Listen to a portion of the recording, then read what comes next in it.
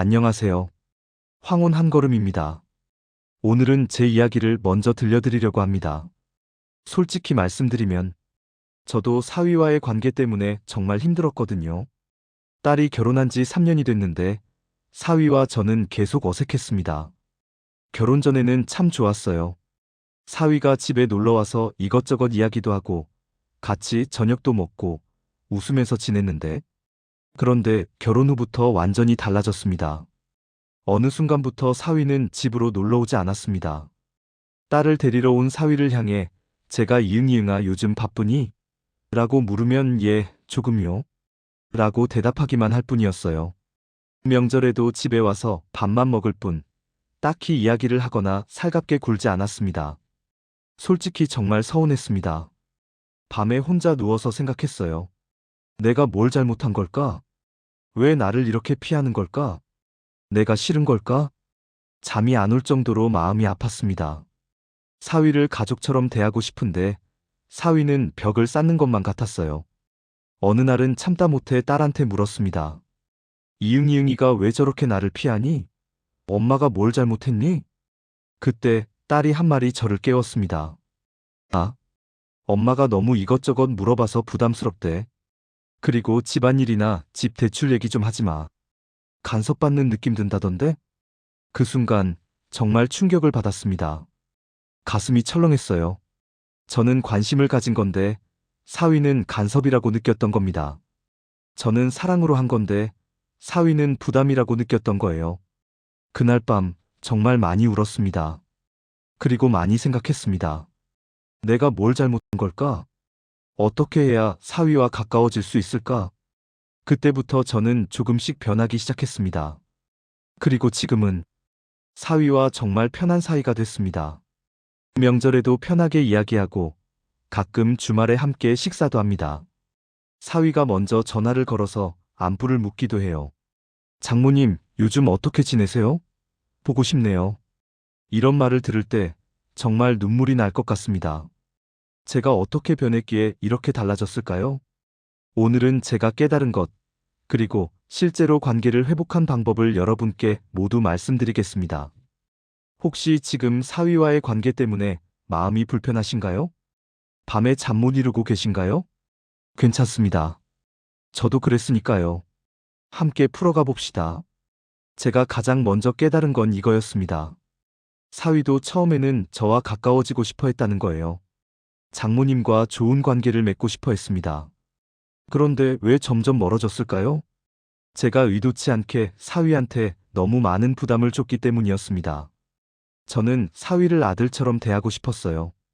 편하게 대하고 이것저것 챙겨주고 가족처럼 지내고 싶었습니다.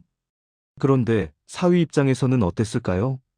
사위는 아직 저와 충분히 가까워지지 않았는데 제가 너무 가까이 다가왔던 겁니다. 그게 부담스러웠던 거예요. 어느 날 딸이 온라인 커뮤니티에 올라왔다며 글 하나를 보내왔습니다.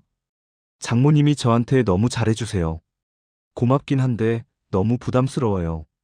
집에 갈 때마다 이것저것 물어보시고 밥 먹을 때도 계속 반찬 권하시고 제 일에 대해서도 궁금해하시고 장모님은 관심이시겠지만 저는 감시받는 것 같아요. 그 글을 읽고 가슴이 또 철렁했습니다. 혹시 우리 사위도 이런 생각을 하고 있는 건 아닐까? 댓글들도 읽어봤습니다. 나도 똑같아. 장인어른이 나한테 이것저것 조언하시는데 간섭처럼 느껴져. 장모님이 우리 집 살림에 대해 자꾸 물어보셔서 스트레스야. 명절 때마다 가는 게 너무 부담스러워. 차라리 안 가고 싶어. 읽으면 읽을수록 제 모습이 보였습니다. 저도 똑같이 했었으니까요. 그때 깨달았습니다. 아, 내가 사랑이라고 생각한 게 사위한테는 간섭이었구나. 내가 관심이라고 생각한 게 사위한테는 부담이었구나.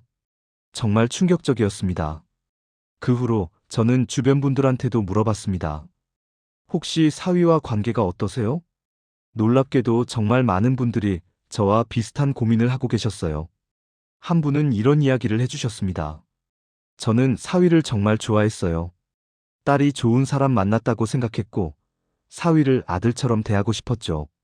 그래서 명절 때마다 용돈을 줬어요. 처음에는 10만 원, 그 다음에는 20만 원, 그 다음에는 30만 원. 점점 금액을 올렸어요. 그런데 어느 날부터 사위가 용돈을 받지 않으려고 하더라고요. 제가 물었습니다. 왜 안 받으려고 했대요? 사위가 그러더래요. 용돈을 받을 때마다 뭔가 보답해야 할 것 같고 장모님 말씀을 들어야 할 것 같아서 부담스럽다고. 그 말을 듣고 가슴이 아팠습니다. 좋은 의도로 준 건데 그게 부담이 됐다니. 또 다른 분은 이런 이야기를 해주셨습니다. 우리 사위가 작은 회사를 다녀서 걱정이 됐어요. 그래서 남편이 아는 사람한테 부탁해서 더 큰 회사 면접 기회를 만들어줬죠. 그런데 사위가 거절하더라고요. 지금 회사에서 계속 일하고 싶대요. 우리는 사위 잘 되라고 한 건데 사위는 자존심 상해했어요. 지금도 남편이랑 사위는 거의 대화를 안 해요. 들으면 들을수록 마음이 무거워졌습니다. 다들 좋은 의도였는데 결과는 좋지 않았어요. 또 한 분은 이런 이야기를 해주셨습니다. 저는 손주가 태어난 후 딸 집에 자주 갔어요.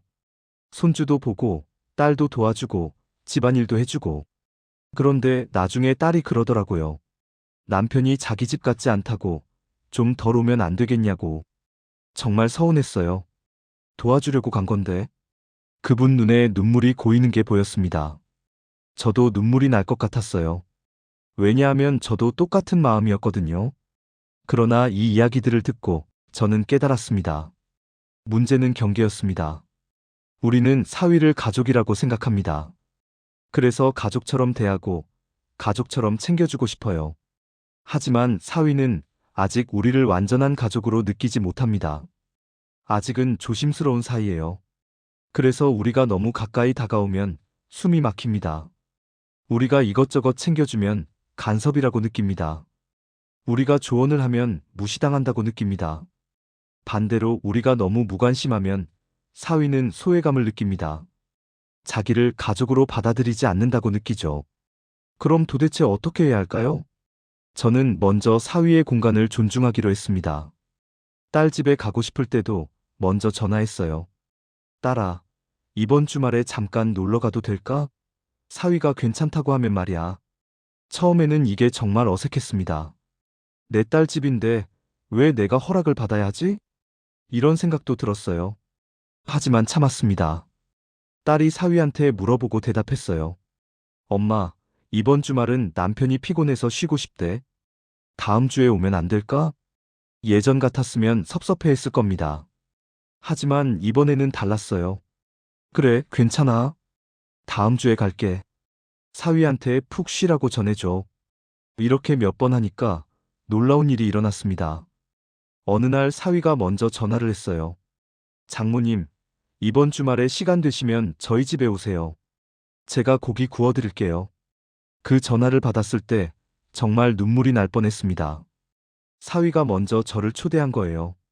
그날 사위 집에 가서 정말 편하게 밥을 먹었습니다. 사위도 편해 보였고 저도 편했어요. 두 번째로 저는 조언을 멈췄습니다. 예전에는 사위가 회사 이야기를 하면 이것저것 조언했었어요. 그러지 말고 이렇게 해봐. 그건 네가 잘못 생각한 거야. 그런데 이제는 그냥 들어주기로 했습니다. 어느 날 사위가 이런 말을 했어요. 장모님, 요즘 회사에서 프로젝트가 힘들어요. 예전 같았으면 왜 힘든데? 이렇게 하면 안 돼? 라고 물었을 겁니다. 하지만 이번에는 달랐어요. 그래, 많이 힘들겠구나. 어떤 프로젝트인데? 사위가 이것저것 이야기했습니다. 저는 그냥 듣기만 했어요. 그렇구나. 정말 힘들겠다. 많이 스트레스 받겠네. 힘들 텐데 잘 버티고 있구나. 조언은 하나도 안 했습니다. 그냥 들어주고 공감해주고 격려해줬어요. 그랬더니 사위 표정이 밝아지더라고요. 이야기하니까 속이 좀 후련해요. 장모님 감사합니다. 그 순간 깨달았습니다. 아, 사위는 내 조언이 필요한 게 아니었구나. 그냥 들어주는 사람이 필요했던 거구나. 세 번째로 저는 사위를 칭찬하기 시작했습니다. 예전에는 사실 굳이 가족끼리 뭘 칭찬해야 하나 생각했습니다. 그런데 이제는 달랐습니다. 사위가 딸한테 잘하는 모습이 보이면 바로 말했어요. 사위야, 우리 딸 잘 챙겨줘서 고마워. 사위 덕분에 우리 딸이 정말 행복해 보여. 사위가 정말 책임감 있게 가정을 꾸려가는구나. 처음에는 이런 말을 하는 게 어색했어요. 하지만 계속하니까 사위 표정이 달라지더라고요. 어느 날 딸이 제게 말했어요. 엄마, 남편이 그러는데 엄마가 인정해 주시니까 정말 뿌듯하대. 더 잘해야겠다는 생각이 든대. 그 말을 듣고 제가 잘하고 있구나 싶었어요. 네 번째로 저는 사위와 함께 즐길 수 있는 걸 찾았습니다. 사위가 영화를 좋아한다는 걸 알았어요. 그래서 어느 날 이렇게 제안했습니다. 사위야, 나도 요즘 영화 보고 싶은데 같이 영화 볼래? 사위가 조금 놀랐지만 좋다고 했어요. 처음 함께 영화관에 갔을 때 정말 어색했습니다. 뭘 이야기해야 할지 몰랐어요. 하지만 영화를 보고 나니까 자연스럽게 이야기가 나왔습니다. 사위야, 오늘 영화 재밌었어. 맞아요, 장모님. 저도 재밌게 봤어요. 그렇게 영화 이야기를 하다 보니 다른 이야기도 나오더라고요. 지금은 한 달에 한 번씩 같이 영화를 봅니다. 영화를 보고 나서 밥도 먹고 이것저것 이야기도 해요. 정말 편한 사이가 됐어요. 다섯 번째로 저는 사위를 며느리처럼 대하지 않기로 했습니다. 예전에는 며느리한테 하듯이 사위한테도 했었어요. 이것도 해, 저것도 해. 이렇게 하면 안 돼, 저렇게 해야지. 하지만 사위는 며느리가 아니에요. 남자는 다릅니다. 직접적으로 말하는 걸 좋아하고 간섭받는 걸 싫어해요. 그래서 이제는 명확하게 부탁합니다. 미안한데 이번 주말에 우리 집 전등 좀 갈아줄 수 있니? 내가 할 수 없어서 부탁해. 사위는 흔쾌히 도와줍니다. 네, 장모님. 제가 갈아드릴게요. 그리고 도와준 후에는 꼭 고마움을 표현해요. 사위야, 정말 고마워. 네가 아니었으면 어쩔 뻔했어.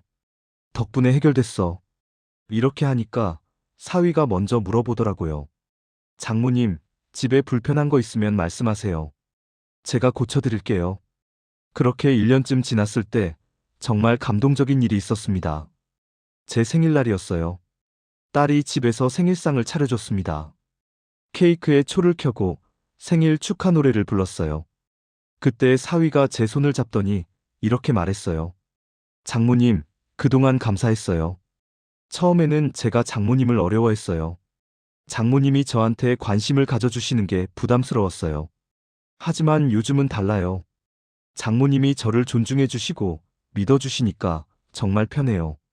이제는 장모님을 진짜 가족처럼 느껴져요. 앞으로도 잘 부탁드려요. 그 말을 듣는 순간 눈물이 왈칵 쏟아졌습니다. 3년 동안 어색하고 힘들었던 시간들이 다 스쳐 지나갔어요. 그리고 제가 변하고 나서 좋아진 관계가 생각났습니다. 딸도 옆에서 울고 있었어요. 엄마, 고마워요. 엄마가 남편을 이해해 주려고 노력해 주셔서 정말 고마워요. 그날 정말 행복했습니다. 지금 이 글을 보시는 분들 중에 사위와의 관계 때문에 힘들어 하시는 분들이 계실 겁니다. 저도 그랬습니다. 정말 힘들었어요. 내가 뭘 잘못했을까? 왜 사위가 나를 싫어할까? 이런 생각에 괴로워했습니다. 하지만 지금 돌이켜보니 문제는 사위가 아니었어요. 제가 방법을 몰랐던 거예요. 사위를 대하는 방법을 몰랐던 겁니다.